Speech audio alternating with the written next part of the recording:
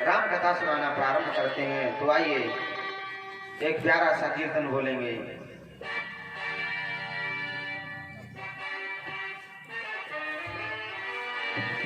ओ मन चल रे वृंदावन धाम, मन चल रे वृंदावन धाम के राधे राधे गाएंगे। मन चल रे वृंदावन धाम के राधे राधे गाएंगे। मन चल रे वृंदावन धाम के राधे राधे गाएंगे। ओ मन चल रे वृंदावन धाम के राधे राधे गाएंगे। के राधे राधे गाएंगे, राधे राधे गाएंगे। राधे राधे गाएंगे, राधे राधे गाएंगे। मन चल रे वृंदावन धाम के राधे राधे गाएंगे। मन चल रे वृंदावन धाम के राधे राधे गाएंगे। जय हो काली लगोरी हरि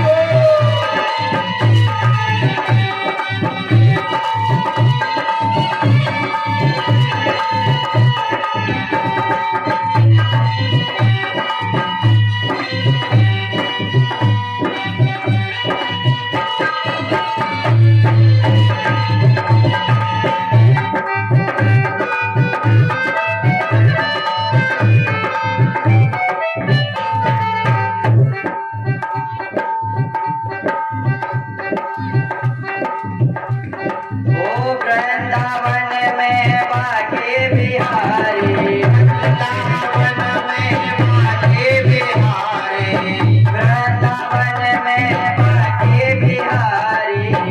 ओ वृंदावन में बाके बिहारी।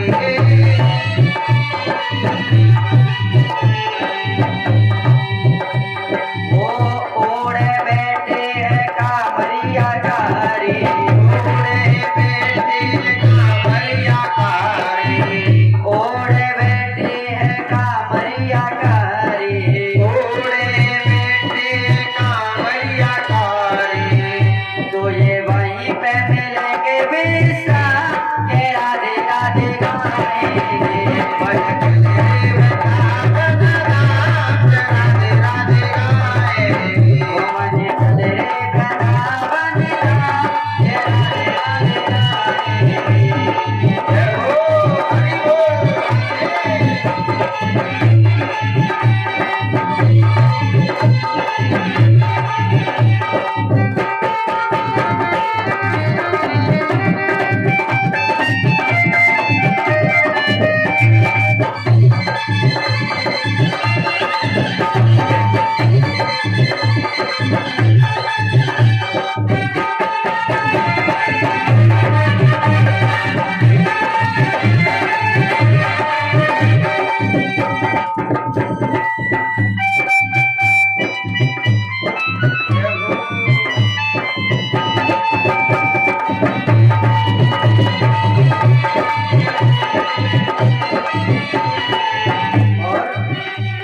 ओ वृंदावन में यमुना किनारा, वृंदावन में यमुना किनारा, वृंदावन में यमुना किनारा। वृंदावन में यमुना किनारा। ओ निर्मल शीतल बहती है धारा, निर्मल शीतल बहती है धारा। ओ निर्मल शीतल बहती है धारा। निर्मल शीतल बहती है धारा। तुझे वहीं मिल जाए श्यामा श्याम के राधे राधे गाएंगे। मन चल रे वृंदावन धाम के राधे राधे गाएंगे। हरि बोल।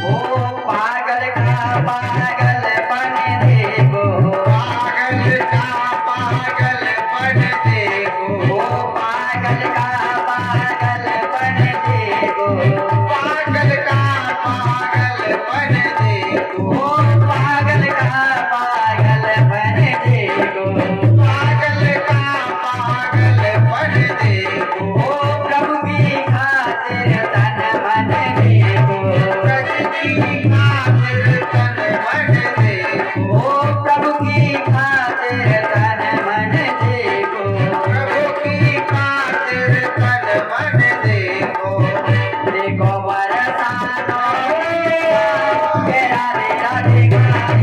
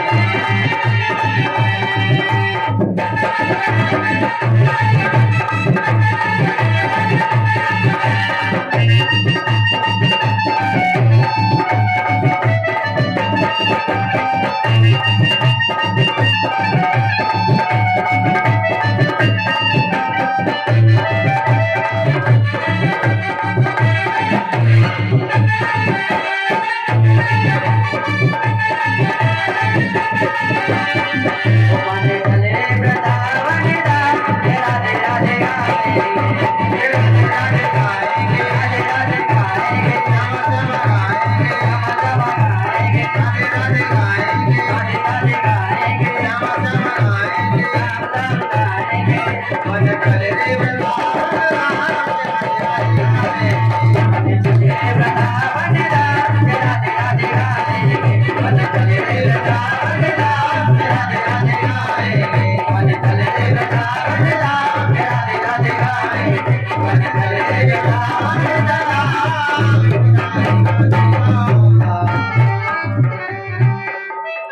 बोली राधे राधे सरकार की जय हो, श्रीमद् भागवत महापुराण की जय हो। आइए इधर सुखदेव जी कहते हैं राजन परीक्षित,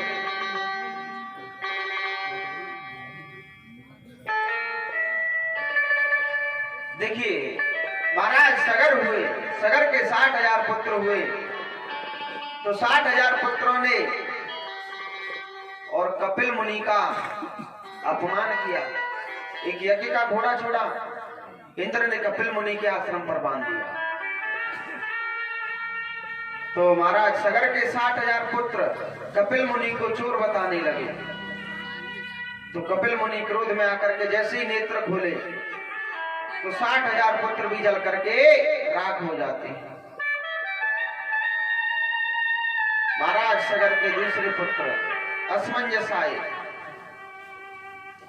असमंजस ने कपिल भगवान को हाथ जोड़कर वंदन किया, अभिनंदन किया। तब कपिल भगवान ने उनका उद्धार मुक्ति का कारण बताया कि आप गंगा मैया को ले आइए और गंगा मैया के लाने से इनका उद्धार हो जाएगा। तो असमंजस कई राजा हुए, लेकिन दिलीप एवं अन्य राजा हुए, लेकिन सभी गंगा मैया को लाने में असफल रहे। तो आगे चल करके इनके वंश में राजा भागीरथ हुए। राजा भागीरथ हुए और राजा भागीरथ गंगा मैया से प्रार्थना करते हैं कि हे मैया, मुझे अपने पूर्वजों का उद्धार करवाना है, आप मेरे साथ चलिए। तो गंगा मैया राजा भागीरथ के साथ आई। सर्वप्रथम भोले बाबा की जटाओं में समा गई।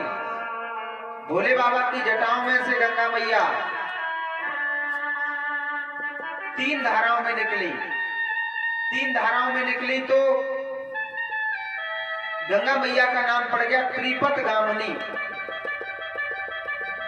आगे आगे राजा भागीरथ चल रहे हैं, पीछे पीछे गंगा मैया चल रही है। आगे चल करके जैनु ऋषि का रास्ते में आश्रम मिला। तेजी से धार पड़ रही थी। धार तेजी से बह रही थी गंगा मैया, तो जैनु ऋषि के आश्रम को वहां ले गई। तो जैनु ऋषि को क्रोध आ गया, उन्होंने 3 घूंट में पूरी गंगा जी पी ली। राजा भागीरथ ने पीछे मुड़ करके देखा, पीछे गंगा जी दिखाई नहीं दी। जैनु ऋषि से पूछा, तो जैनु ऋषि ने बताया, मैं तो गंगा मैया मेरे आश्रम को क्रोधवश ले जा रही थी वहां करके, तो मैंने उसे पी लिया। राजा भागीरथ बोले, महाराज आप कितने जन्मों से प्यासे हो, मैं आपकी प्यास बुझाने के लिए थोड़ी लाया था गंगा मैया को, मुझे अपने पूर्वजों का उद्धार करवाना है इसलिए लाया था। अब आप गंगा मैया को मुक्त कर दीजिए। तो जैनु ऋषि विचार करते हैं, अगर मैं अपने मुख से गंगा को निकालता हूं तो गंगा अपवित्र हो जाएगी, और अगर मूत्र के द्वारा निकाला तो भी गंगा पवित्र हो जाएगी। तो जैनु ऋषि ने अपनी जंगा फाड़ी और जंगा में से जैनु ऋषि ने गंगा मैया को निकाला। तो जैनु ऋषि ने जांग में से गंगा मैया को निकाला, तो उस जगह से गंगा मैया का नाम पड़ गया जानवी। जानवी नाम पड़ गया। अब गंगा मैया को लेकर के पहुंचे, तो गंगा मैया के जल से 60,000 सागर के 60,000 पुत्रों का उद्धार हुआ, और गंगा जी का जल जाकर के सागर में मिल जाता है। सागर में मिल गया और तो गंगा सागर नाम पड़ गया। गंगा सागर का बहुत ही पुण्य बताया है। उसमें तीर्थ पर, यात्रा पर स्नान करके कोई भी व्यक्ति उसने जीवन भर पाप किए हो तो एक बार गंगा सागर जाए और स्नान करे उसमें, तो वह भगवान की वैकुंठ की प्राप्ति होती है उसे। तो महाराज सगर के 60,000 पुत्रों का उद्धार हुआ। अब महाराज सगर के गंगा सागर में समा गई। भागीरथ जी के वंश में हुए राजा खटवांग हुए, तो खटवांग के पुत्र हुए दीर्घवायु। दीर्घवायु के पुत्र हुए रघु, जिनसे रघुवंश चला। रघु हुए जिनसे रघुवंश चला।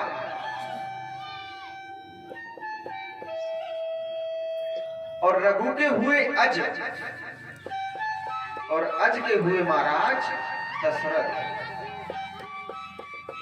दशरथ के पुत्र हुए राम, लक्ष्मण, भरत, शत्रुघ्न। श्लोक के माध्यम से बताया है। देखिए कि खट्वांग दीर्घवायुश्च रघुस्तमातः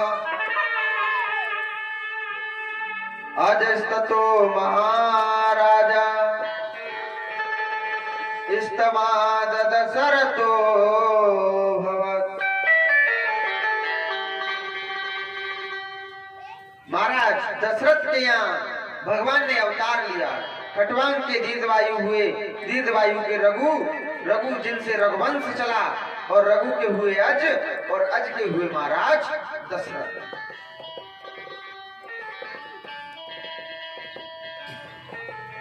अब देखिए महाराज दशरथ के हुए जहां पर भगवान राम ने जन्म लिया था। परीक्षित जी ने कहा, गुरुदेव आप मुझे थोड़ा रघुवंश के बारे में बता दीजिए, कुछ चर्चा कीजिए। सुखदेव जी ने कहा, राजन तुम्हारे पास मात्र 7 दिन का समय था, आज 5वां दिन है, और राम कथा होगी जाकर के कहीं 9 दिन में पूरी, और तुम्हें मुक्ति करनी है अपनी, क्योंकि आपको श्राप लगा है कि आज सीता 7वें दिन आपको तक्षक नाग काटेगा और तुम्हारी मृत्यु होगी। तो अगर 7 दिन तक, 9 दिन तक राम कथा चली तो तक्षक नाग पहले ही तुम्हें काट जाएगा, फिर तुम्हारी मुक्ति नहीं हो पाएगी। तो महाराज इसलिए मैं आपको संक्षेप से थोड़ा थोड़ा राम कथा सुनाता हूँ, उसके बाद आपको और भी साधन बताने हैं मुक्ति के। तो सुखदेव जी ने 2 अध्याय में राम कथा सुनाई महाराज परीक्षित को।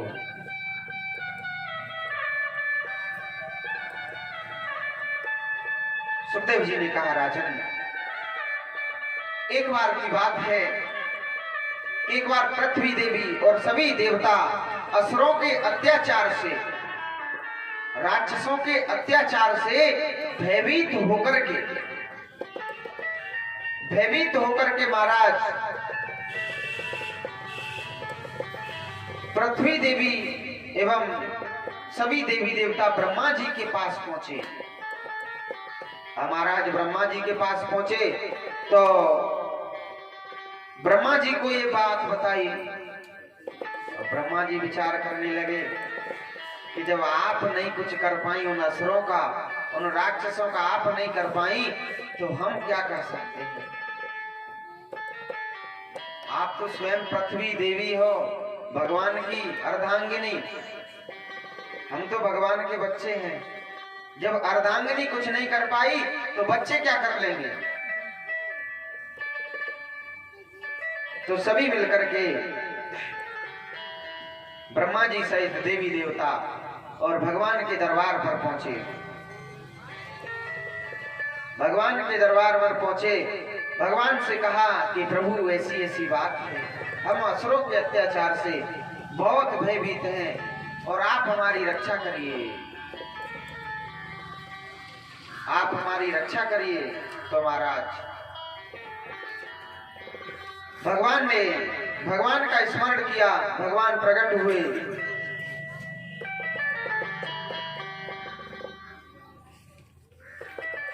तुलसीदास जी लिखते हैं कि धरनी धरहे मन धीर कहें। सुर उठा के माध्यम से तुलसीदास जी लिखते हैं कि धरनी धरहे मन धीर कहें, बिरंची हरि पद सुमिरी, जनत जन की पीर प्रभु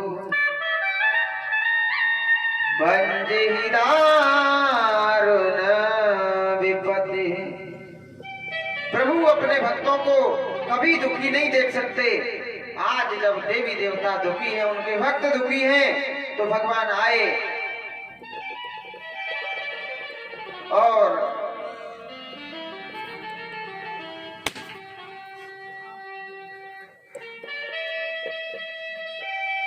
इधर महाराज जैसे ही प्रभु आए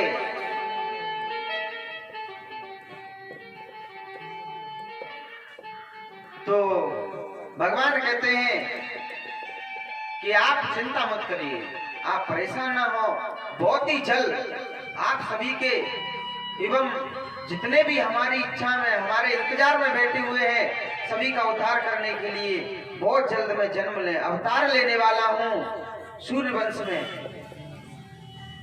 और आप जाकर के मेरा इंतजार करिएगा। कहते हैं कि अंसनि सहित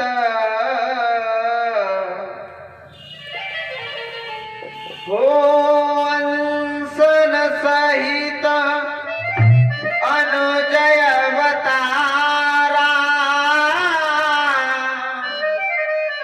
लयो दिन कर वंश उधारा। सिया राम जय जय राम, सिया राम जय जय राम। कहा कि मैं बड़ी ही बहुत जल्द और जन्म लेने वाला हूँ, अवतार लेने वाला हूँ, आप जाकर के मेरा इंतजार करिए। अरे धर महाराज एक बार कश्यप और अदिति ने तप किया था, तब भगवान ने उन्हें वरदान दिया था कि आगे चलकर त्रेता में आप लोग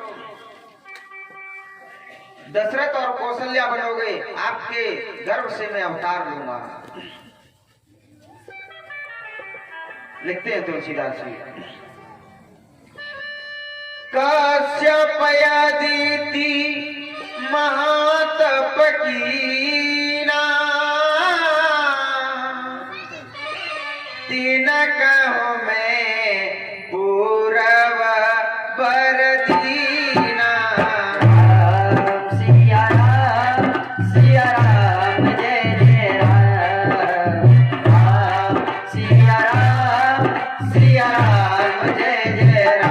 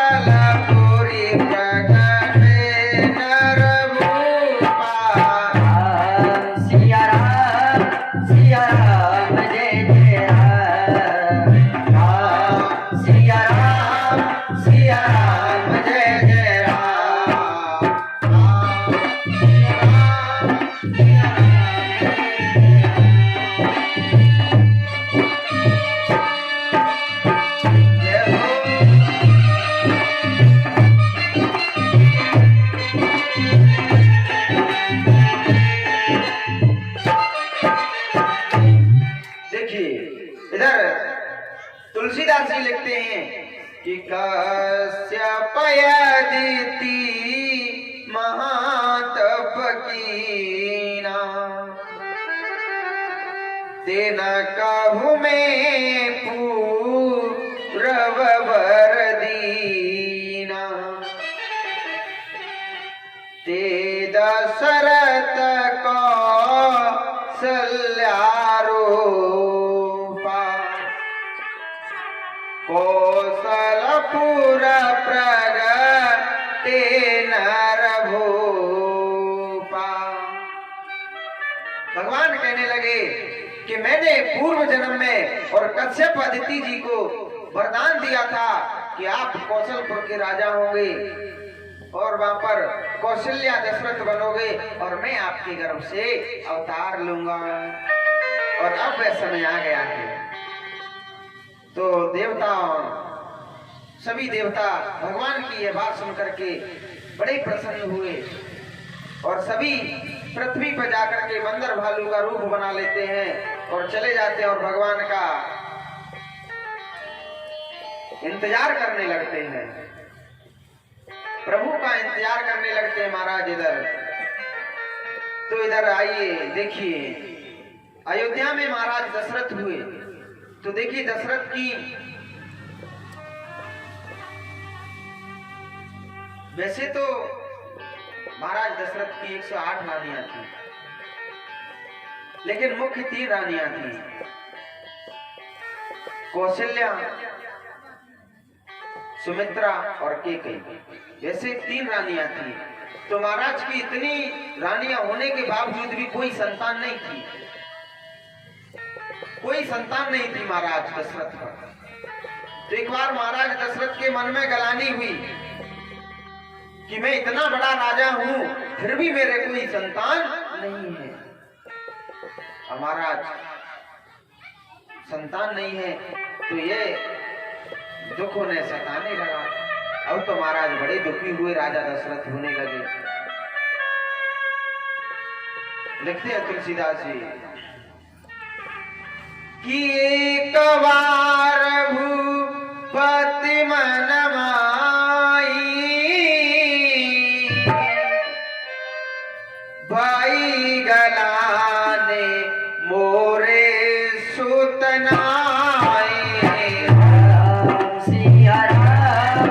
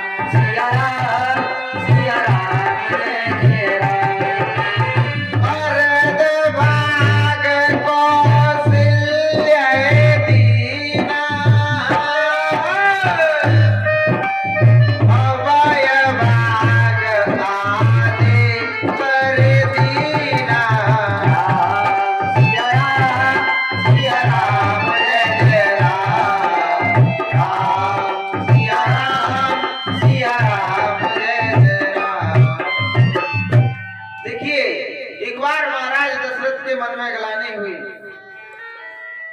कि मेरे कोई संतान नहीं है। तो उसी समय महाराज दशरथ अपने गुरु श्रृंगी ऋषि के पास पहुंचे। गुरु विश्वामित्र जी के पास पहुंचे। वहां से श्रृंगी ऋषि एवं वशिष्ठ जी को बुलवाया। पुत्र कामेष्टि यज्ञ करवाई महाराज,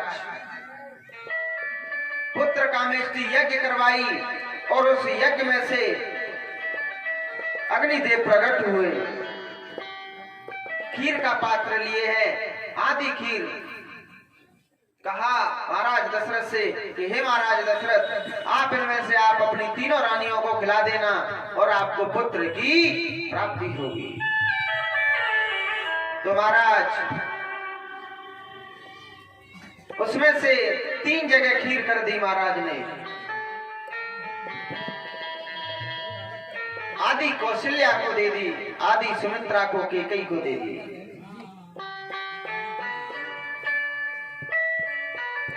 इधर गुरुदेव जैसे ही उन्होंने प्रसाद पाया, समय आने पर तीनों रानियों ने गर्भ धारण किया। तीनों रानियों ने गर्भ धारण किया महाराज। पूरे आज तो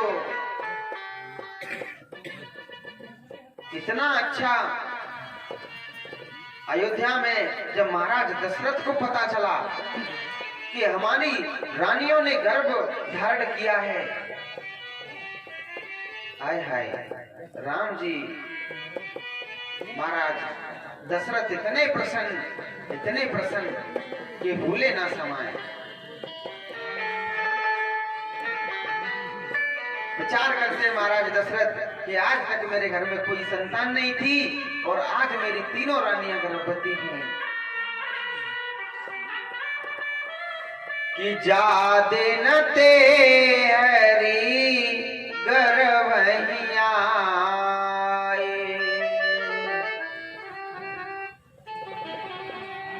सकल लोक सुख संपत्ति छाए।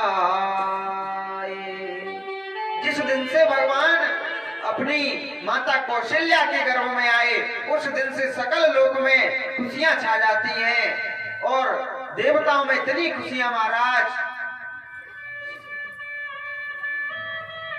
कि गुरुदेव वर्णन नहीं कर सकते। इतना देखने लायक है दृश्य।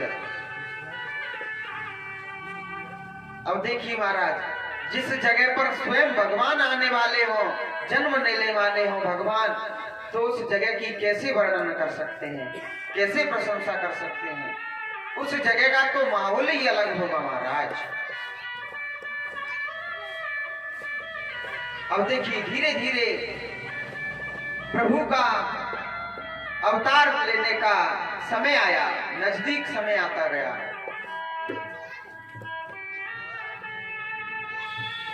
कि नौमी तिथि मधु मास पुनीता,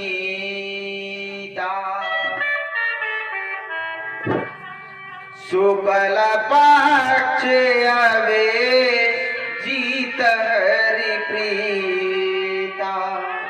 देखिए महाराज नौमी तिथि आई, नौमी तिथि आई, शुक्ल पक्ष आ गया और प्रभु का सबसे प्रिय मुहूर्त अभिजीत मुहूर्त आ गया।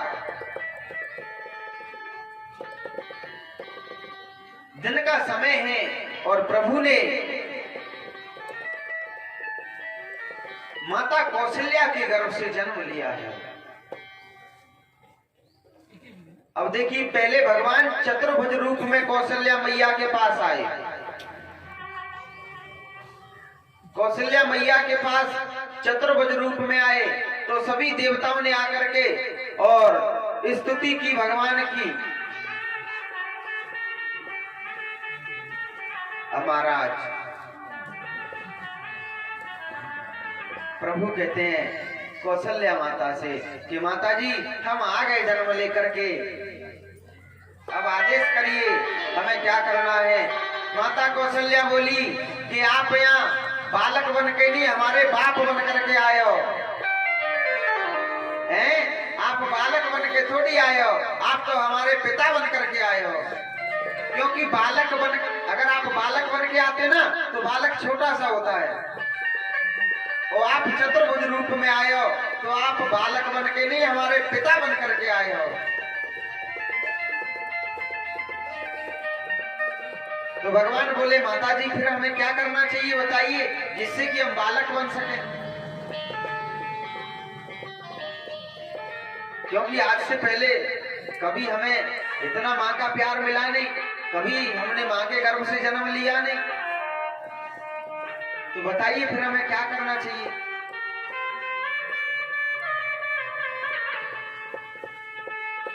कौशल्या माता ने कहा प्रभु अगर आपको जन्म लेना है और मेरी गोद में बैठना है तो ऐसे नहीं, पहले अपना छोटे बन करके आइए, बालक बन करके आइए, तब शिशु लीला करिएगा। तब भगवान छोटे से रूप में आए हैं, छोटे से रूप में आए। 9वीं तिथि है, शुक्ल पक्ष है और प्रभु का प्रिय मुहूर्त है अभिजीत। अभिजीत मुहूर्त में भगवान ने दोपहर के समय जन्म लिया कि प्रगटे कृपाला दीन दयाला कौशल्या हितकारी हर्षित महतारी मुनि मनहारी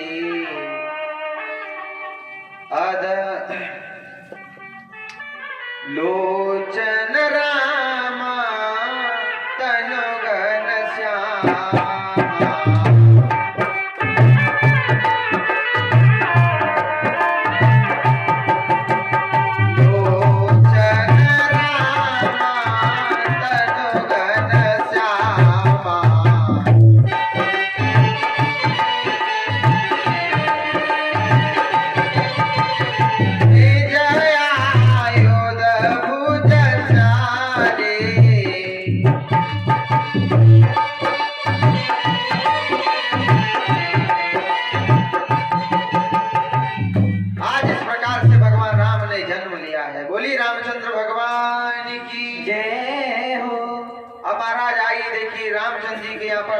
महाराज दशरथ के यहाँ पर जन्म लिया राम जी ने, तो कौशल्या की दासी दौड़ी दौड़ी आई, महाराज बधाई हो, महाराज बधाई हो, आपकी बड़ी रानी कौशल्या ने एक बालक को जन्म दिया है। हाय हाय, महाराज दशरथ ने सब सुना कि हमारे घर में किसी बालक ने जन्म लिया है, तो महाराज दशरथ तो अपने सिंहासन से खड़े होकर के नाचने लगते हैं। पूरे नगर में खुशियां ही। महाराज दशरथ कहते हैं कि पूरे नगर को सजवा दीजिए। पूरे नगर को सजवा दिया गया महाराज। इधर दूसरी रानी की दासी आई, केकई की दासी आई, दौड़ी दौड़ी कहा कि महाराज बधाई हो। महाराज बोले कि दासी तू किसकी बधाई देने आई है? दासी बोली महाराज आपकी छोटी रानी केकई ने भी आपके एक बालक को जन्म दिया है। अरे महाराज अब तो आनंद मंगल होने लगे। इधर थोड़ी देर बाद छोटी रानी सुमित्रा की दासी दौड़ी दौड़ी आई, बोली महाराज मेरी तरफ से डबल बधाई हो कि आपकी छोटी रानी ने 2 बालकों को जन्म दिया है। अब तो महाराज दशरथ इतने प्रसन्न, इतने के वर्णन नहीं कर सकते, भूले नहीं समाते हैं, सभी को बधाइयां देने लगते हैं, धन दौलत लुटाने लगते हैं, वस्त्र यथायोग्य दान करते हैं। तो आइए हम भी थोड़े गुनगुनाते हुए और ताली बजाते हुए कि दशरथ घर जनमे रामा, ओ दशरथ घर जनमे रामा, ओ राम अयोध्या फूलन चाहिए। दशरथ घर जनमे रामा, ओ राम गान बजा दो सभी, हरि बोल।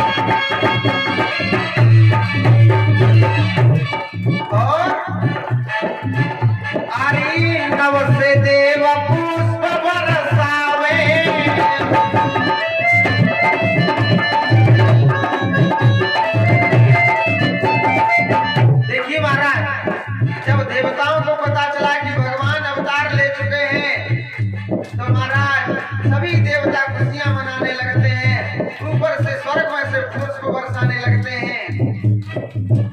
अरे नव से देव पुष्प बरसावे, नव से देव पुष्प बरसावे। महाराज अभी कन्हैया जी का जन्म होगा तब लाना ये चॉकलेट, कन्हैया जी का जन्म होगा तब, है ना। बहुत सुंदर, बहुत सुंदर। अरे नव से देव पुष्प बरसावे, नव से देव पुष्प बरसावे। अरे नव से देव पुष्प बरसावे।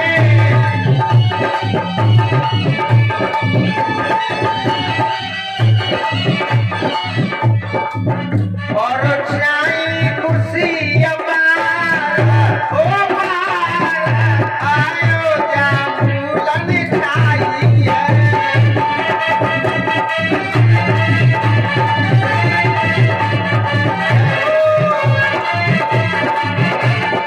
हरि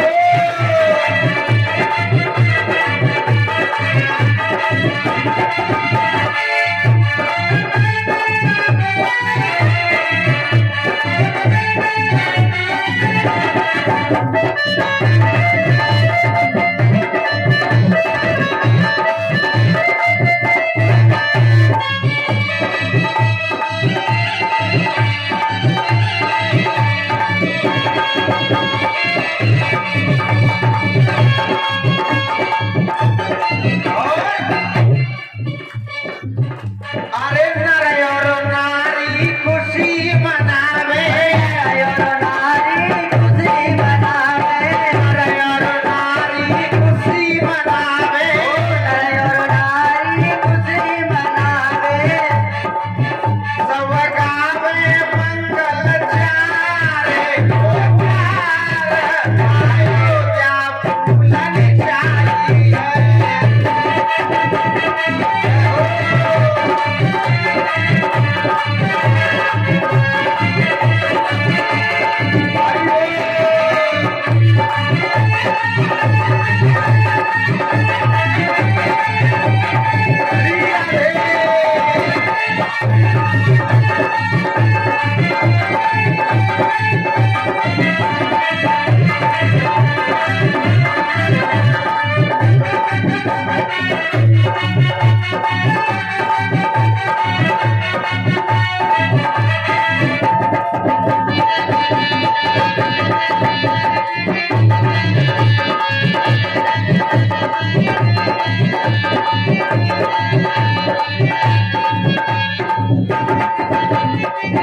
दशरथ घर जनमे राम, ओ राम, आयो जा फूलन चाहिए।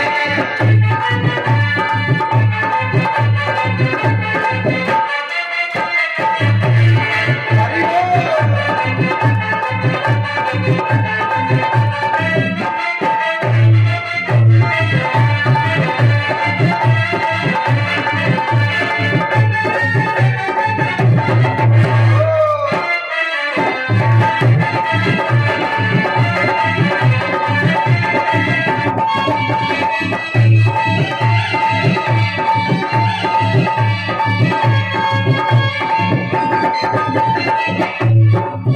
दशरथ घर जनमे राम,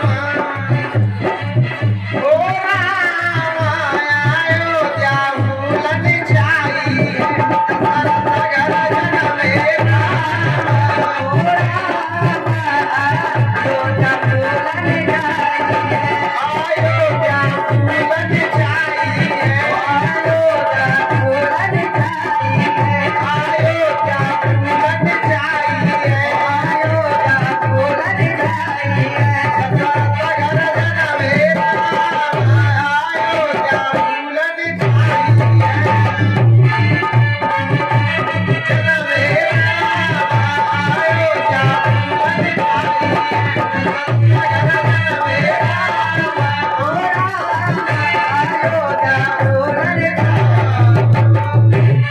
तुलसी रामचंद्र भगवान की जय हो। श्रीमद् भागवत महापुराण की जय हो।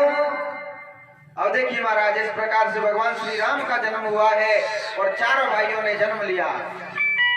चारों भाइयों का नामकरण संस्कार किया गया।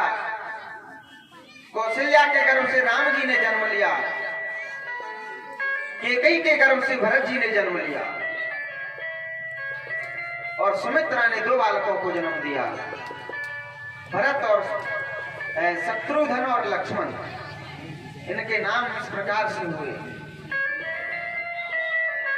अब महाराज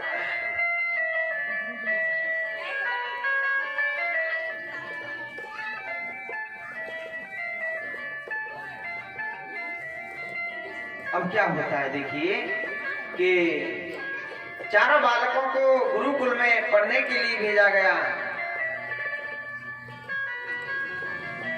कम समय में चारों भाइयों ने सभी विद्याएं प्राप्त की, तो विद्याओं को प्राप्त किया। अब वापस एक दिन महल में बैठे हुए हैं और उसी समय गुरु विश्वामित्र जी आए। विश्वामित्र जी महाराज दशरथ से राम और लक्ष्मण को मांगते हैं, कहते हैं महाराज हमें यज्ञ की रक्षा के लिए राम और लक्ष्मण की जरूरत है। तो दशरथ जी ना चाहते हुए भी, ये इधर बच्चे शांत रहे, ये आगे बच्चे शांति बना रहे।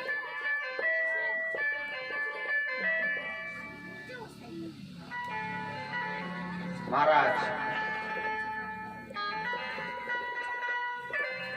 राम और लक्ष्मण गुरु जी की यज्ञ की रक्षा के लिए उनके साथ जाने लगते हैं। रास्ते में ताड़का नाम की राक्षसी का उद्धार किया। आगे चल करके एक आश्रम देखा, वहां पर एक पत्थर की शिला पड़ी हुई है।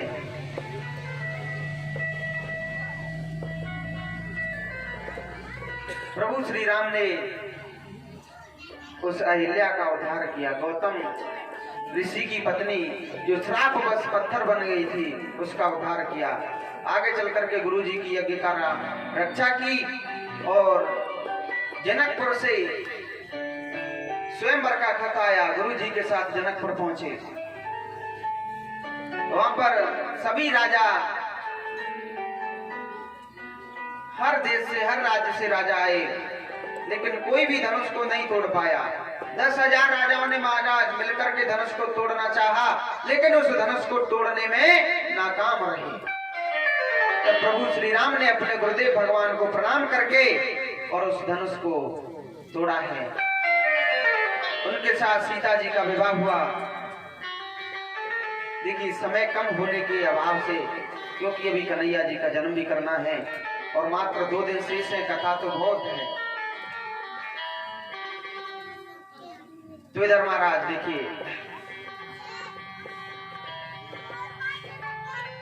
श्री सुखदेव जी कहते हैं, राजन भगवान श्री राम का विवाह हुआ।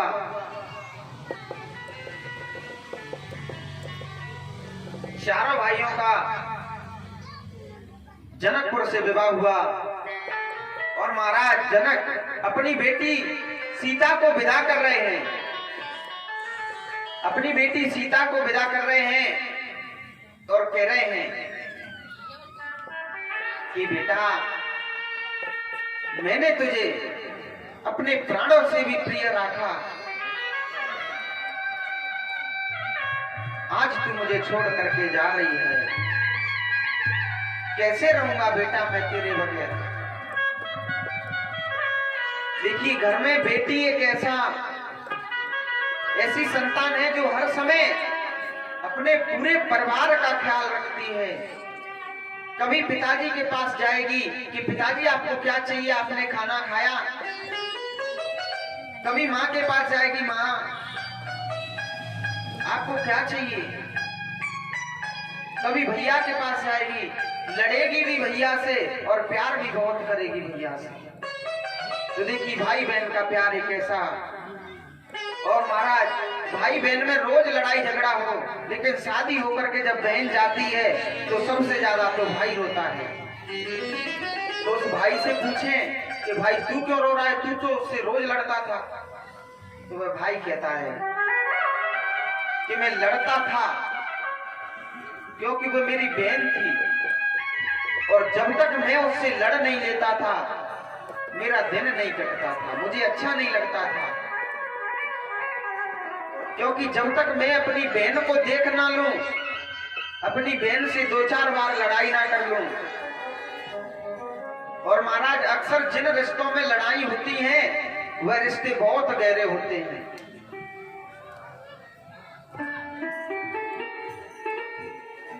अब इधर महाराज जनक अपनी बेटी को विदा कर रहे हैं, बहुत रोए हैं, बहुत रोए हैं महाराज जनक अपनी बेटी को विदा करते समय।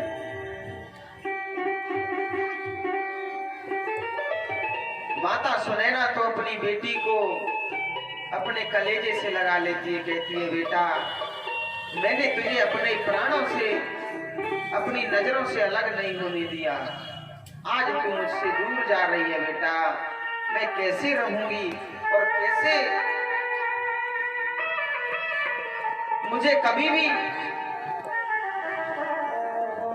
कुछ करने की आवश्यकता नहीं पड़ी, क्योंकि मेरी बेटी हर समय खड़ी रहती थी कि माँ ये लाऊं, पिताजी ये लाऊं, भैया ये लाऊं। महाराज इधर माता है, और आगे आ जाइए, आगे आ जाइए, पीछे और जगह नहीं आ गया।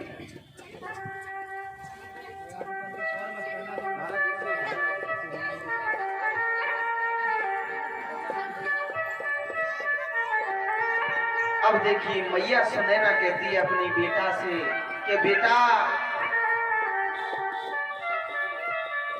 कि मैंने तुझे, आज मैं तुझे अपने कलेजे के टुकड़े को विदा कर रही हूं। और महाराज अगर देखिए बेटियों की बात चल गई है तो मैं एक बात कहना चाहूंगा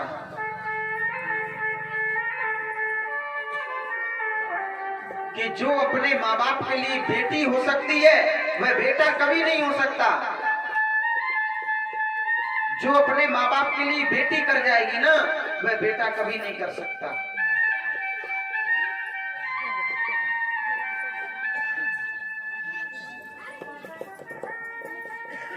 तो बेटी एक बार के लिए अगर बेटे को शादी के लिए लड़की पसंद नहीं आई तो वह मना कर देगा कि मुझे इसके साथ शादी नहीं करनी है। अगर आपने लड़की के लिए कोई लड़का देखा और उससे कहा कि बेटा तेरी इसके साथ शादी करने वाले हैं, तो बेटी जवाब देगी कि पिताजी मैं आपसे ज्यादा थोड़ी जानती हूँ, आप मेरे पिता हैं, मेरे बड़े भैया हैं, वे सब करेंगे, आप लोग करेंगे तो मेरा अच्छा ही करेंगे, मेरा बुरा थोड़ी करेंगे। आप जैसा रिश्ता करोगे मैं उसी के साथ चली जाऊंगी। तो महाराज मैं आपसे एक बात कहना चाहूंगा, देखिए हर बेटी के भाग्य में पिता होता है, हर बेटी के भाग्य में महाराज पिता होता है, लेकिन हर पिता के भाग्य में बेटी नहीं होती है। अब बेटी जन्म लेगी तो उसे पिता तो अवश्य मिलेगा, लेकिन हर पिता को जरूरी नहीं कि बेटी मिले, बेटी नसीब वालों को मिलती है महाराज।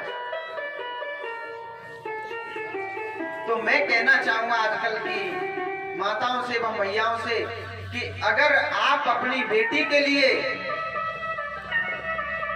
घर ढूंढे, अपनी बेटी का रिश्ता करने के लिए जाएं, तो सबसे पहले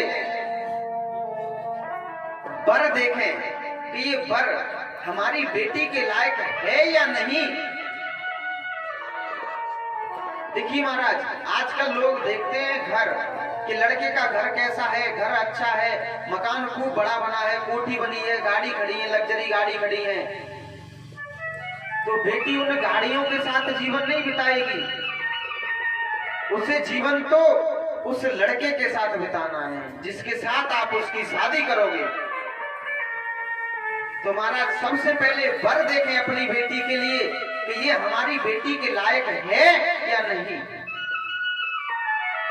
अगर आपकी बेटी के लायक वर अच्छा हुआ तो महाराज घर तो अपने आप बना लेगा। तो मैं यही कहूंगा कि बेटियों के लिए सर्वप्रथम वर देखें, उसके बाद घर देखें।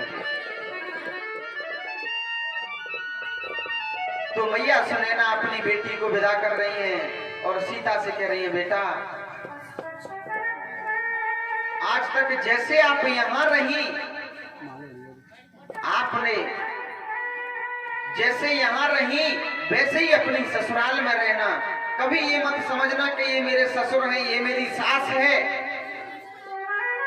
ये समझना कि ये मेरे पिता हैं और ये मेरी माता है।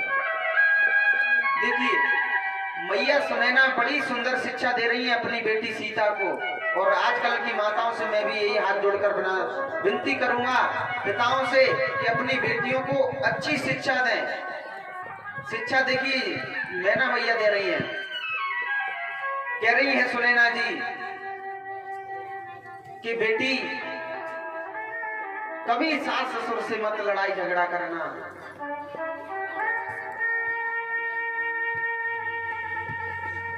जिस माँ बाप ने, जिस सास ससुर ने तुझे अपना जीवन साथी दिया, अगर वह थोड़ा बहुत तुझसे कह जाए तो सुन लेना, लेकिन बेटा लौट के जवाब मत देना।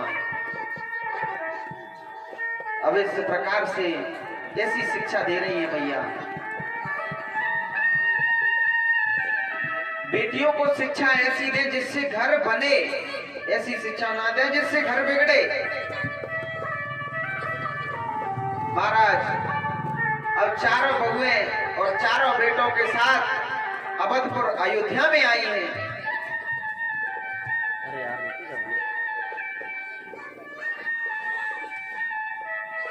अयोध्या में आई और महाराज दशरथ कहते हैं, अपनी रानियों को बुलाया महाराज दशरथ ने और अपनी रानियों से कहते हैं, रानी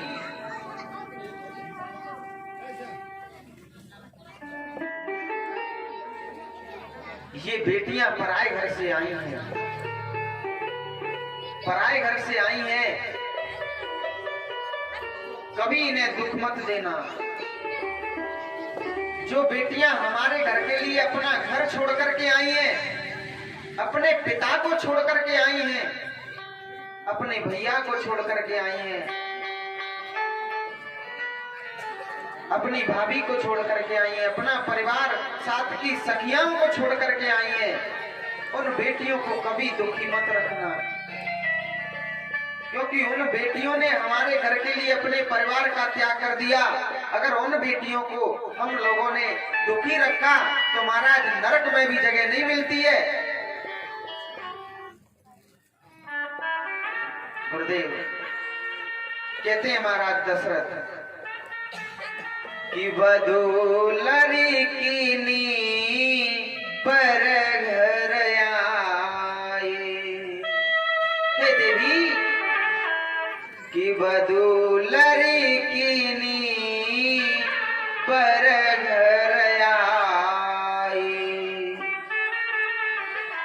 राखी नयन पलक की नाई।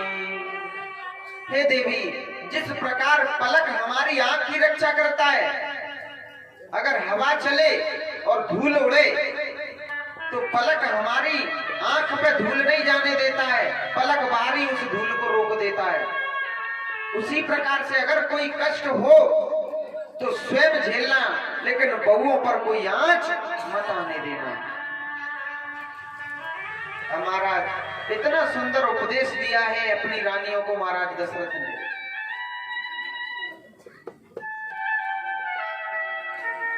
अब चारों बहुओं को अंदर प्रवेश किया गया, बड़े धूमधाम से विवाह हुआ, रहने लगती हैं चारों बहुएं।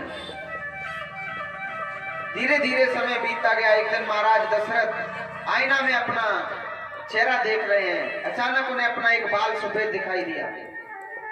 विचार करते हैं कि अब तो मैं वृद्ध हो चुका हूँ, क्यों ना मैं अपने बड़े बेटे राम को राजा बना दूं। और उन्होंने पूरे राज्य में कह दिया कि कल मैं अपने बड़े बेटे राम को राजा बनाऊंगा, कल मैं अपने बड़े बेटे राम को राजा बनाऊंगा।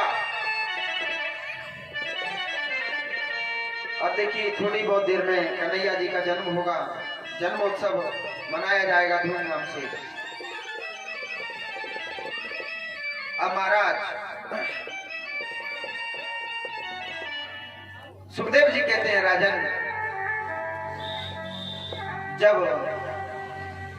पूरे नगर में राम राज्य की पता चली तो देवता विचार करने लगे, प्रभु ने जन्म लिया था राक्षसों का उद्धार करने के लिए, अगर भगवान राम राज्य करने लगे तो फिर वन में कौन जाएगा, इनका उद्धार कौन करेगा। तब सभी देवी देवता विचार करने लगे कि अब तो कोई देवता ऐसा हो जो जाकर के राम जी को वनवास भेजे। अब राम जी, अब ऐसा कोई देवता है नहीं जो राम जी के विरोध में बोले, क्योंकि राम जी से सभी प्रेम करते हैं। अब कोई राम जी का बुरा नहीं चाहता। देखिए, कोई अच्छा इंसान हो तो सभी उससे प्रेम करते हैं, लेकिन एक दो दुश्मन तो जरूर उसके होंगे। तो राम जी सभी से प्रेम करते हैं, राम जी से भी सब प्रेम करते हैं। तो सरस्वती जी कहती हैं कि एक ऐसी मंत्रा दासी है केकई की, जो कि वह कह सकती है मंत्र दासी को उसकी बुद्धि पलट करके, और वह भगवान श्री राम को वनवास पहुंचा सकती है। तो मैया सरस्वती जी मंत्रा दासी की जिब्या पर बैठ जाती हैं और केकई की बुद्धि घुमा देती हैं। मंत्रा बोली, महारानी आपको पता है कि कल राजा राम बनने वाले हैं। मंत्रा बोली, अरे बहन को तो मुझे भी पता है कि कल मेरा बेटा राम राजा बनने वाला है, और ये बड़ी खुशी की बात है कि मेरा बेटा राम राजा बनेगा। मंत्रा बोली कि महारानी, राम राजा बनेगा, तुम बनोगे भिखारी। केकई बोली, अरे मंत्रा पागल हो गई है क्या, कैसी बात कर रही है। मेरा बेटा राम राजा बनेगा, पता है तुझे, तो मैं उसकी मां हूं, राजमाता कहलाऊंगी। मंत्रा कहती है कि राम की असली मां तुम नहीं, कौशल्या है।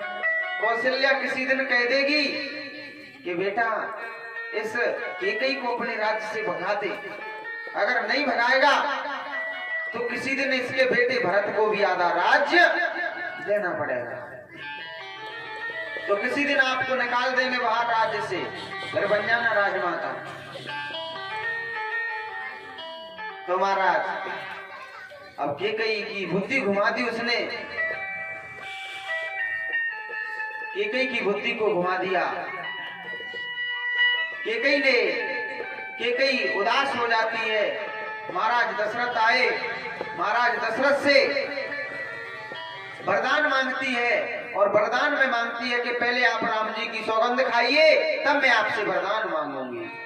महाराज दशरथ राम जी की सौगंध खा गए और उसने कहा कि हे महाराज, पहले वरदान में मुझे राम जी का 14 वर्ष के लिए वनवास चाहिए। इतना सुनते ही महाराज दशरथ जमीन पर गिर जाते हैं कि तापस वेश विशेष उदासी और 14 वर्ष राम वन वासी। क्या तपस्वी जैसा भेष होना चाहिए, और 14 वर्ष के लिए वनवास, और दूसरे वरदान में मेरे बेटे भरत का राज तिलक होना चाहिए। महाराज दशरथ इतना सुनते जमीन पर गिर जाते, कहते हैं अरे रानी, अगर तुझे राज्य चाहिए था तो वैसे ही मांग लेती, राम को वनवास भेजने की क्या जरूरत थी। राम मेरी आंखों का तारा नहीं बल्कि मेरी जान है राम। इधर महाराज, इधर तो वनवास के लिए मांग चुकी है वरदान में केकई, और उधर नगर में खुशियां मनाई जा रही हैं। सभी को पता था कि कल भगवान श्री राम राजा बनने वाले हैं, तो सभी नगर की स्त्रियां नाच रही हैं, गा रही हैं, बजा रही हैं, और कह रही हैं कि अरे बहना, कल मेरे प्रभु श्री राम राजा बनने वाले हैं, कल मैं तो नए नए वस्त्र पहन करके राजमहल जाऊंगी। लेकिन उन्हें क्या पता कि राम राजा नहीं बल्कि सन्यासी बनने वाले हैं। महाराज कैसे नगर की स्त्रियां राम जी के राज तिलक की खुशी मना रही हैं और गा रही हैं। वो कल राम बनाए जाएंगे री। अरे बहना, तो पता है कल प्रभु श्री राम राजा बनाए जाएंगे। नए नए वस्त्र पहन करके मैं तो जाऊंगी कल राम जी का तिलक करने के लिए। हो कल राम बनाए जागेरी, हो कल राम बनाए जागेरी, अवधपुरी के राजा।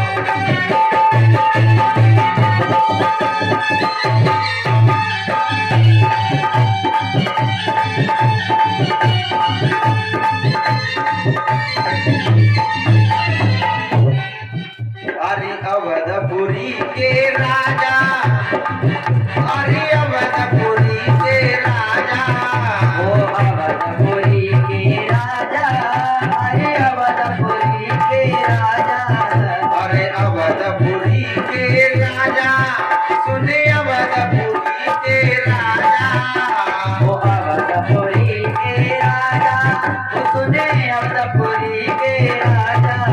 कल राम बनाए जागे अवधपुरी के राजा।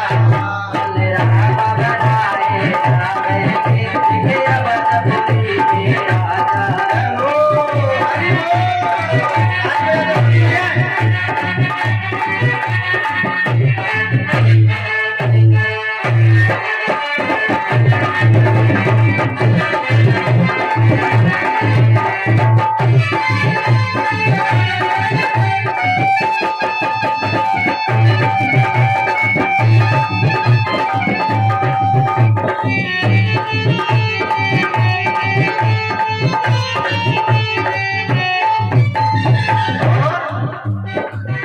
हरि नाना भाते अवध की शोभा।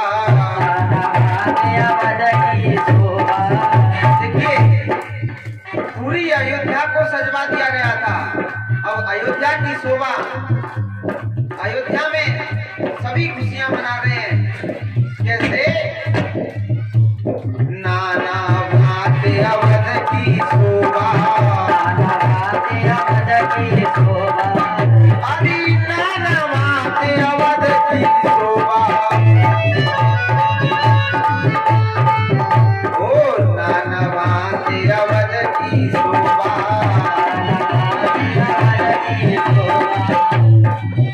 कल राम बनाए जागे रे,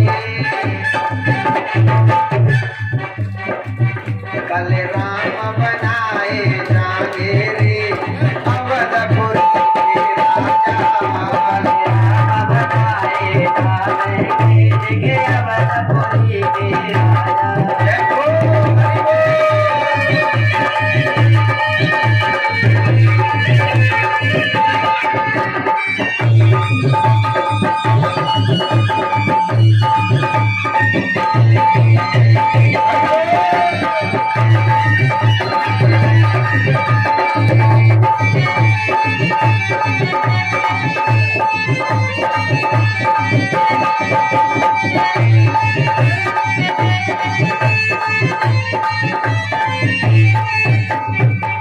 कल राम बनाए जागे रे, अवधपुरी के राजा। ओ कल राम बनाए जागे अवधपुरी के राजा। कल राम बनाए जागे अवधपुरी के राजा। बोलिए रामचंद्र भगवान की जय हो।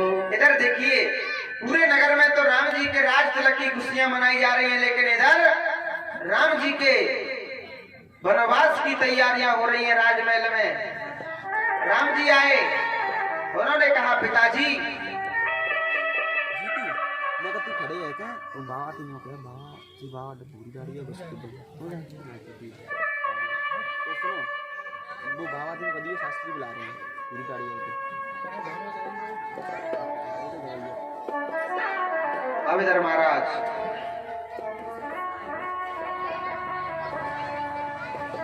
श्री सुखदेव जी कहते हैं, राजन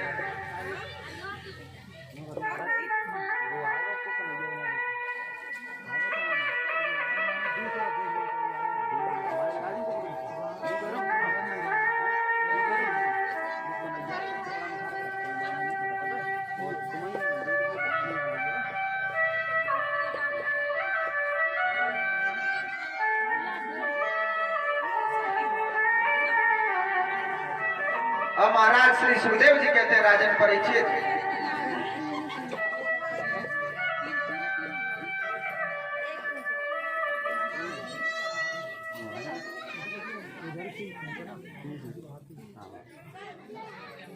अब महाराज श्री सुखदेव जी कहते हैं, राजन परीक्षित, एक बार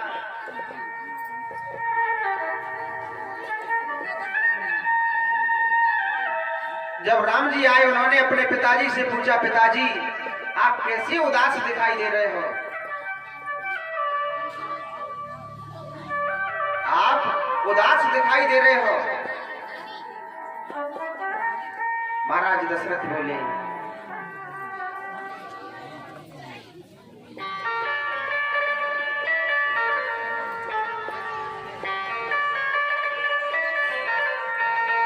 महाराज दशरथ बोले, बेटा तुम्हारी मैया कैकेयी ने तुम्हारे लिए 14 वर्ष का वनवास मांगा है और भरत के लिए राज सिंहासन मांगा है।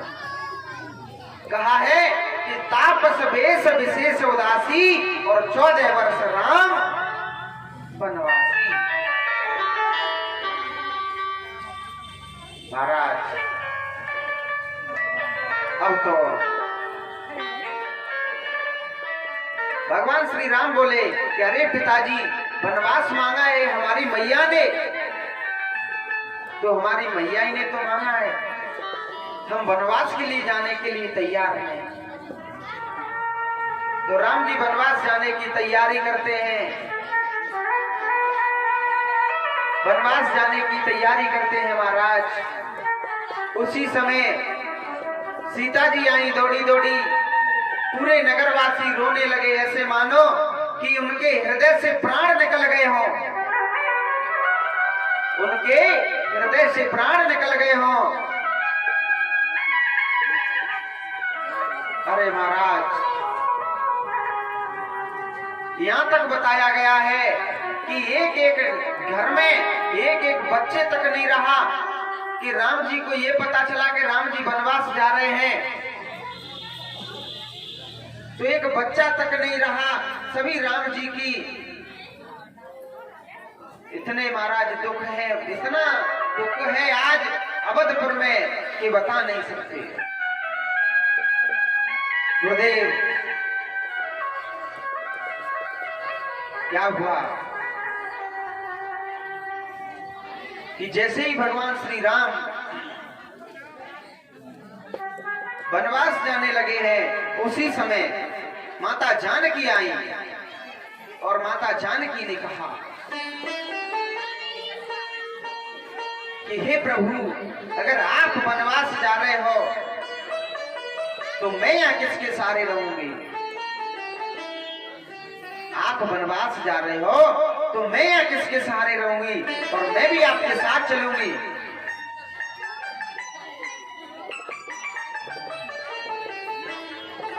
हवाई लगी भीतर मुझे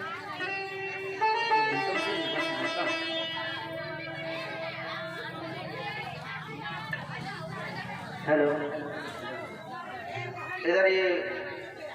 इधर मैया बहना शांति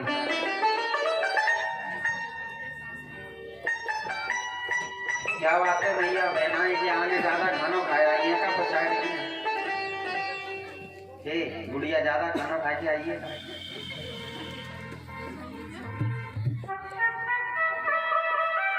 थोड़ी शांति बना करके रखें। अभी आपके सामने कन्हैया जी और वसुदेव जी देखिए जेल में से निकलेंगे, सांकरों से हाथों में हथकड़ियां, पायों पैरों में बेड़ियां डली होंगी। आपके सामने आएंगे अभी वसुदेव जी थोड़ी देर में। तो महाराज देखिए इधर सीता जी बोली कि प्रभु आप वनवास जा रहे हो तो मैं यहाँ किसके सहारे रहूंगी। और कहती है सीता जी,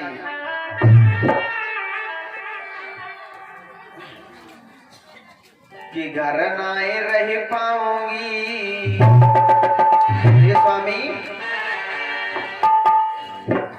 कि घर नाए रह पाऊंगी,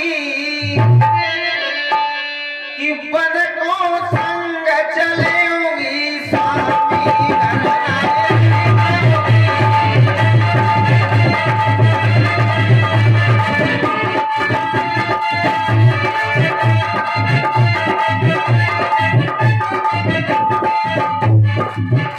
के घर नाए रह पाऊंगी। ये स्वामी, जब आप ही यहाँ नहीं रहोगे तो मैं किसके सहारे रहूंगी। के घर नाए रह पाऊंगी, पद को संग चलेंगी स्वामी। घर नाए रह पाऊंगी, पद को संग चलेंगी स्वामी।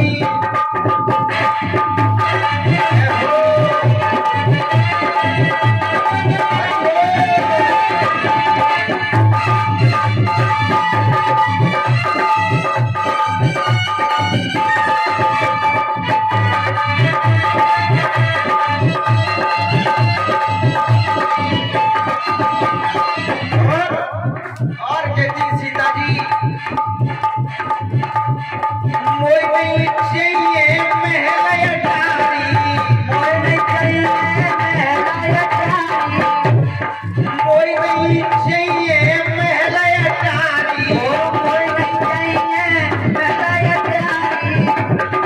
पति के बिना अधूरी नारी, पति के बिना अधूरी नारी। कहती है सीता जी कि हे स्वामी, मुझे नहीं चाहिए ये महल अटारी। अगर ये महल अटारी चाहते तो ये मेरे पिता के भी बहुत है। पत्नी पति के बिना अधूरी रहती है, और आप जा रहे हो तो मैं भी आपके साथ चलूंगी। पति के बिना अधूरी नारी, पति के बिना अधूरी नारी। ये घर नाए रह पाऊंगी, ये घर नाए रह पाऊंगी, पद को संग चलेंगी स्वामी।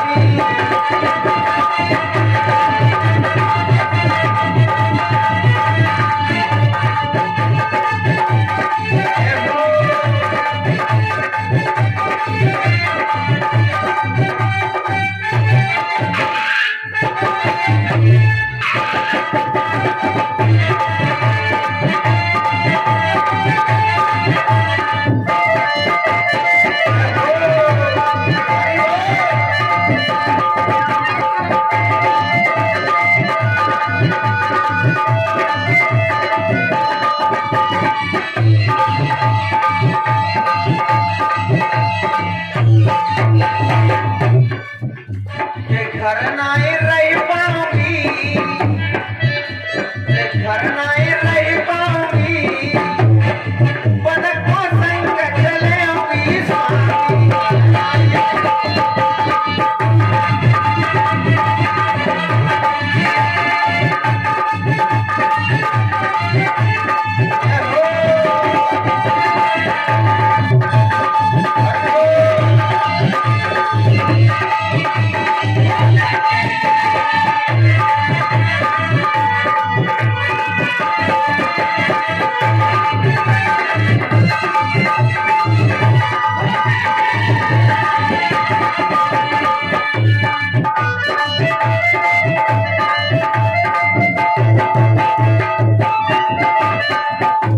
ये घर नाए रह पाऊंगी, पद को संग चलेंगी स्वामी।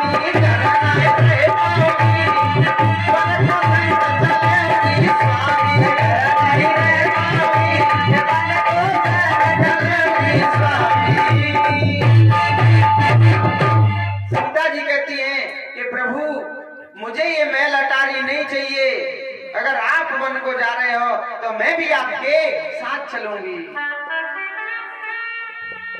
महाराज सीता जी जब जाने लगे तो पीछे से लक्ष्मण जी आए दौड़े दौड़े कि भैया मैं आपके बिना नहीं रह सकता। अब लक्ष्मण जी भी महाराज जाने लगे हैं तो तीनों प्राणी जाने लगे हैं वनवास के लिए।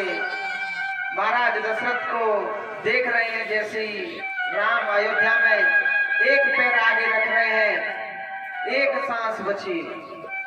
उनके राम जी के चरणों के साथ साथ उनके प्राण निकल रहे हैं। इधर राम जी निकल रहे हैं अयोध्या से, उधर दशरथ जी के प्राण निकल रहे हैं तन से। महाराज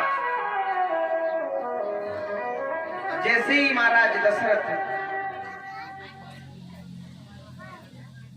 राम जी के वियोग में प्राण छोड़ देते हैं, लेकिन राम जी वापस नहीं लौटते।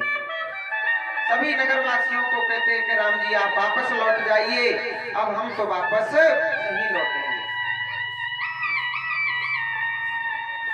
इधर जब राम जी वापस करते हैं सभी को, लेकिन बार बार मना करने पर आ गए हैं, तो राम एवं लक्ष्मण मैया सीता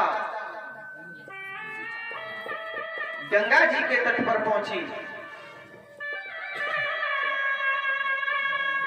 गंगा जी के तट पर पहुंची है महाराज। अब यहां पर और राम जी उस पार कैसे जाएं? उस पार कैसे जाएं? तो पास में ही एक नाव चलाने वाला केवट बैठा है, खाना खा रहा है। राम जी आवाज लगाते, ए भैया केवट, ए भैया केवट, हमें उस पार उतार दे अपनी नाव में बिठा करके। अपनी नाव ले आओ और हमें उस पार उतार दे। तो प्रभु श्री राम नाव मांगते हैं केवट से, लेकिन प्रभु ने ये नहीं कहा भैया केवट आप आ जाओ और अपनी नाव से हमें उस पार उतार दो। तो केवट से कहते प्रभु नाव मांगते तो केवट नहीं आता है कि मांगी नावना केवट आना। प्रभु श्री राम नाम मांग रहे हैं, केवट को नहीं बुला रहे कि मांगी नाव न केवट आना। अब यहां पर एक ऐसे भी है कि प्रभु श्री राम मांगी नाव न केवट आना। नाव नहीं मांगी प्रभु ने, मांगी नाव ना, मांगी नाव ना केवट आना। प्रभु नाव नहीं मांग रहे हैं, केवल केवट से कह रहे हैं भैया केवट हमें उस पार उतार दीजिए। तो खाली केवट आ गया। अब एक शब्द ऐसे है कि मांगी नावट, मांगी नाव न केवट आना, न केवट आना। प्रभु श्री राम नाम मांग रहे हैं, इसलिए केवट राम जी के पास नहीं आया। तो बार बार कहने पर राम जी के कहा कि भैया केवट हमें उस पार उतार दीजिए आप अपनी नाव में बिठा करके। केवट आया। केवट ने कहा प्रभु मैं आपको अपनी नाव में नहीं बिठाऊंगा। राम जी बोले क्यों भैया आप हमें अपनी नाव में क्यों नहीं बिठाओगे? आप नाव चला रहे हो ना घाट पे, तो फिर आप हमें अपनी नाव में बिठा के उस पार क्यों नहीं उतारोगे? केवट बोला प्रभु मैं नहीं आपको अपनी नाव में बिठाऊंगा। मैंने सुना है कि आपके पैर जिस वस्तु से लग जाते हैं वही वस्तु नारी बन जाती है। और महाराज आपको बता दूं कि पहले से ही मेरी एक पत्नी घर पे है, घर पे खाना ढंग से नहीं खा पाता हूँ, इतनी परेशान करती है। एक पत्नी की वजह से तो महाराज ये नाव चलानी पड़ रही है। और अगर ये आपको मैंने अपनी नाव में बिठा लिया तो ये भी पत्नी बनेगी तो महाराज वो तो लटकना पड़ेगा। इसलिए मैं आपको अपनी नाव में नहीं चढ़ाऊंगा। राम जी बोले भैया केवट ऐसी कुछ बात नहीं है, आप हमें अपनी नाव में बिठा लीजिए। केवट बोला प्रभु मैं आपको अपनी नाव में बिठा तो लूंगा, लेकिन पहले मैं आपके चरण धोऊंगा तब आपको अपनी नाव में बिठाऊंगा। बताइए आप क्या कहना चाहते हैं। अब राम जी विचार करते हैं कि भैया केवट अगर यहाँ ज्यादा देर रुके, अगर इसे चरण नहीं धोने दिए तो ये उस पार उतारेगा नहीं, तो इससे अच्छा तो भैया तू केवट जल्दी हमारे चरण धोए और हमें जल्दी नाव में बिठा के इस पार उतार। केवट महाराज इतना प्रसन्न हुआ कि आज प्रभु श्री राम उसकी नाव में बैठेंगे। घाट पर आए प्रभु तो एक जल में कठौते में जल लाया, अपनी पत्नी को बुलाया, अरे भगवान जल्दी दौड़ी दौड़ी आ, आज तेरो जीवन सफल है जागो, तू जीवन भर मोसे गाली देती रहे, आज तेरो जीवन सफल है जाएगो, आज तू प्रभु श्री राम के दर्शन करके और सीधी धन्य है जाएगी। अपने पूरे परिवार को बुलाता है, केवट बच्चों को बुलाता है और एक कठौते में जल लिया। अब प्रभु श्री राम को बिठा लिया, अब चरण धो रहा है केवट प्रभु श्री राम के। देखिए पूर्व जन्म में केवट कछुआ था, तो ये कछुआ भगवान के चरण छूना चाहता था, शेष सैया पर चढ़ करके भगवान के नारायण भगवान के चरण छूना चाहता था। लेकिन जो लक्ष्मण जी हैं वह पूर्व जन्म में शेष नाग थे, तो वह जैसे ही देखते कि कछुआ ऊपर चढ़ रहा है तो जोर से फुसकार मारते, फिर बेचारा नीचे गिर जाता। कछुआ फिर चढ़ता, शेष नाग फिर फुसकार मार देते, फिर नीचे गिर जाता।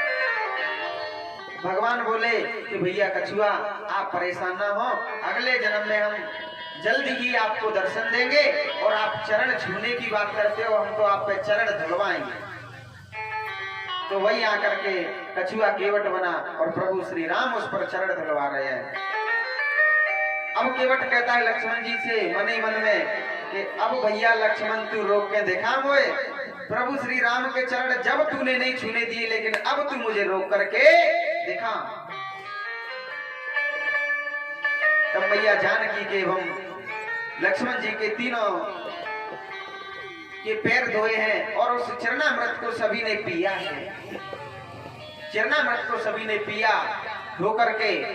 अब देखिए केवट अपनी नाव में बिठाता है भगवान को, केवट अपनी नाव में चढ़ाता है सभी तीनों को, तो केवट उस पार ले जाता है, बीच में ले जाकर के फिर वापस ले आता है, इधर लाता है, फिर उस पार ले जाता है, फिर वापस ले आता है। कम से कम इधर से उधर चक्कर लगा रहा है केवट, कभी गोल गोल घुमाने लगता है। राम जी बोले भैया केवट हमें तू उसे पार उतार दे, हमें अभी कहीं जाना है। केवट बोला प्रभु आपके पिता ने आपको वनवास ही तो दिया है, ये तो नहीं कहा कि 14 वर्ष कहाँ रहना है और कहाँ बिताना है, ये तो नहीं कहा उन्होंने, केवल ये कहा है कि 14 वर्ष वनवास में रहो। तो 14 वर्ष आप मेरी इस नाव में ही बिता लीजिए, 14 वर्ष आप मेरी इस नाव में ही बिता लीजिए प्रभु। राम जी बोले नहीं भैया केवट आप हमें उस पार उतार दीजिए, अभी हमें और कार्य करने हैं। तो महाराज केवट उस पार उतारता है। अचानक से गंगा मैया जोर से एक हिलोरा लेती हैं और केवट कहता है कि गंगे मैया थोड़ी धीरे बहो, आज मेरी नाव में प्रभु श्री राम बैठे हैं, कहीं गिर ना जाएं। थोड़ी धीरे बहो गंगा मैया, क्योंकि आज मेरी नाव में प्रभु श्री राम, मैया जानकी और भैया लक्ष्मण बैठे हुए हैं, थोड़ी धीरे धीरे बहो। कहता है केवट वो मेरी नैया में बैठे भगवान, मैया ओ मेरी नैया में बैठे भगवान, गंगे मैया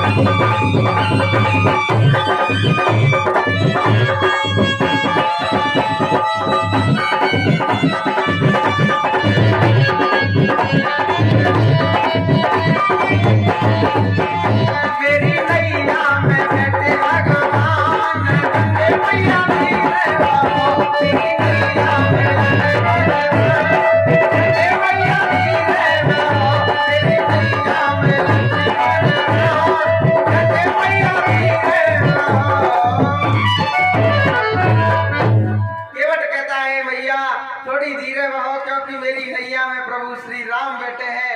अगर एक बार तुम हिलोरा लेकर अगर इन्हें गिरा दोगी ना, तो ये दूसरी बार मेरी नाव में नहीं आएंगे। महाराज केवट प्रभु श्री राम को उस पार उतारता है। जैसे ही उस पार उतारा केवट ने, तो अब केवट प्रभु श्री राम को प्रणाम करता है। प्रणाम करता है तो प्रभु श्री राम विचार करते हैं कि केवट ने हमें उस पार उतारा, अब प्रणाम कर रहा है, लेकिन हमने उसे कुछ उतराई नहीं दी। तभी मैया जानकी ने अपनी मुद्री उतारी और प्रभु श्री राम को दे दी और कहा, प्रभु ये लीजिए, उसे उतराई दे दीजिए केवट को। तो राम जी उतराई देना चाहते हैं, लेकिन केवट ने मना कर दिया। कहा, प्रभु ये मुझे आप क्या दे रहे हो, मैं आपसे उतराई नहीं लूंगा। प्रभु अगर आप कुछ देना चाहते हैं तो मैंने आपको अपने घाट से उतारा है, मैंने आपको इस घाट से पार किया है, और जब मैं या मेरे परिवार वाले आपके घाट पर आए तो आप उन्हें उतार देना। अब देखिए केवट यहाँ पर थोड़ी चालाकी करता है, क्योंकि केवट थोड़ा माइंडेड था, यमुना जी के किनारे रहता था, गंगा जी के, तो सवेरे सवेरे ताजी हवा खाता था, तो थोड़े उससे माइंडेड था थोड़ा केवट। अब यहाँ पर थोड़ा केवट अपना दिमाग लगाता है, कैसे कि केवट कहता है प्रभु श्री राम से कि हे राम जी, अगर आप मुझे कुछ देना चाहते हैं तो अभी तो मुझे नहीं चाहिए, लेकिन आप जब लौट करके वापस आए ना तब मुझे दे जाना। ये उतराई मेरी आप पर कर्ज रही, उधार रही, आप मुझे लौटते समय दे जाना। अब केवट ने यह चालाकी ये की कि केवट को पता था अगर अभी केवट उतराई ले लेगा तो राम जी द्वारा लौटकर उस घाट पर नहीं आएंगे। अब केवट का उस राम जी पर कर्ज रहा तो भाई कर्जा देने तो जरूर आएंगे ना राम जी। अब नाव में बैठे या नहीं बैठे, कर्जा देने तो आएंगे ही ना। तो महाराज